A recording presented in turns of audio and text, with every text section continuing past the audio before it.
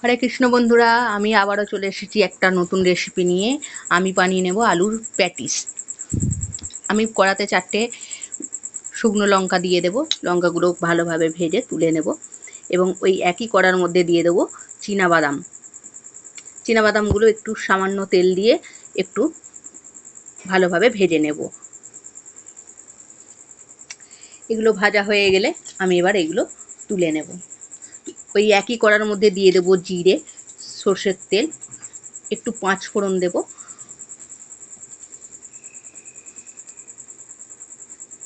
এবং দিয়ে দেবো একটা ফ্রেশ কারি পাতা।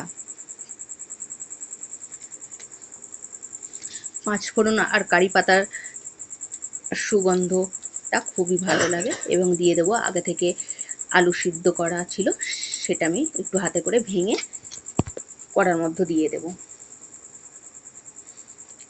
এটা ভালোভাবে নাড়তে থাকবো। এর মধ্যে আমি দিয়ে দেবো লঙ্কা গুঁড়ো, হলুদ গুঁড়ো, জিরে গুঁড়ো, ধনে গুঁড়ো এবং লবণ। আগে থেকে যে শুকনো লঙ্কাটা আমি ভেজে রেখেছিলাম সেটা আমি একটু এরকমভাবে ভেঙে এর মধ্যে দিয়ে দেবো ফ্রেশ ধনিয়া পাতা দিয়ে এটা আমি ভালোভাবে ভেজে নেব। যখন কড়া থেকে এরকম ভালোভাবে উঠে আসবে, আমি এর মধ্যে দিয়ে দেবো আগে থেকে যে ভাজা বাদামটা রেখেছিলাম, সেটা আমি একটু ভেঙে নেব। ভেঙে কড়ার মধ্যে দিয়ে দেবো। এটা ভালোভাবে শুকনো শুকনো হয়ে গেলে আমি এটা তুলে নেব। এবার আমি এদিকে একটা চালনা নিয়ে নিয়েছি এরকম 1 বাটি ময়দা। এর মধ্যে লবণ এবং চিনি দিয়ে দেবো। দিয়ে এটা আমি একটু শুকনো উপকরণগুলো ভালো করে মেখে নেব এবং দিয়ে দেবো এর মধ্যে রিফাইন অয়েল। আমরা লুচি পরোটার যেই ময়ানটা দিই তার থেকে একটু বেশি ময়ান দিতে হবে। দিয়ে একটা ভালোভাবে ডো তৈরি করে নিতে হবে। এবং আমার এটার মধ্যে 5টা লেচি হয়েছে। আমি এবার এটা একটু অল্প কর্নফ্লাওয়ার দিয়ে রুটিটা বেলে নেব। প্রত্যেকটা রুটি আমি এইভাবে বেলে নেব এবং রাখার সময় একটু ময়দার ছিটে দিয়ে রাখবো। সব কটা রুটি আমার বেলা হয়ে গেছে। এইদিকে আমি দিয়ে দেবো ঘি। আপনারা চাইলে রিফাইন তেলও দিতে পারেন।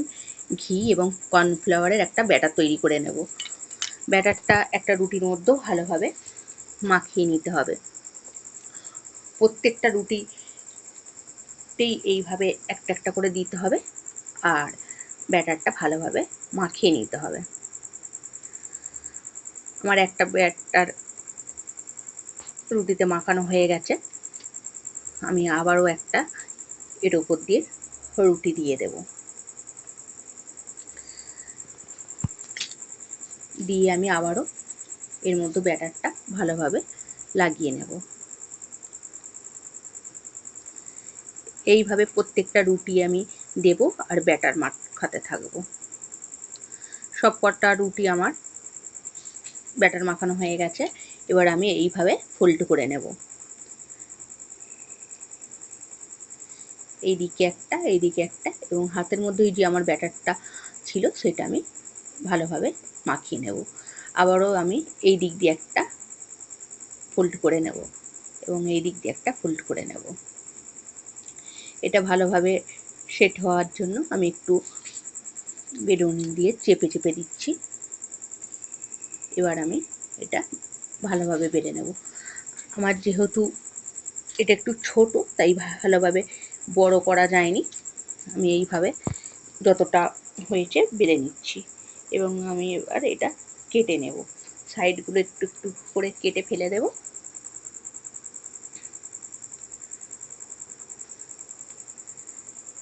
এবং এগুলো চৌকো চৌকো করে কেটে নেব।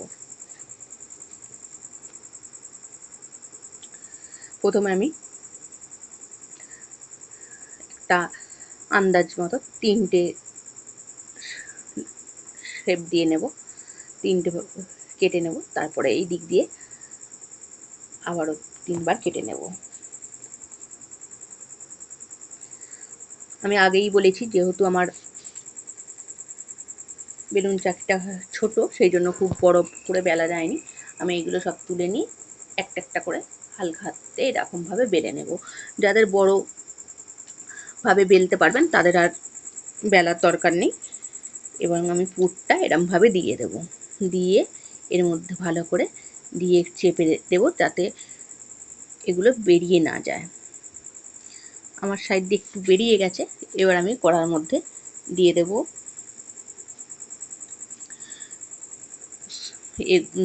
সব কটা প্যাটিস।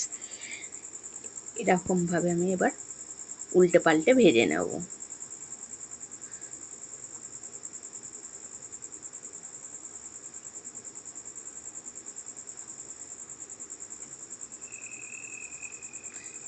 আমার প্যাটিসগুলো ভাজা হয়ে গেছে, এর থেকে আমি আর বেশি লাল করব না।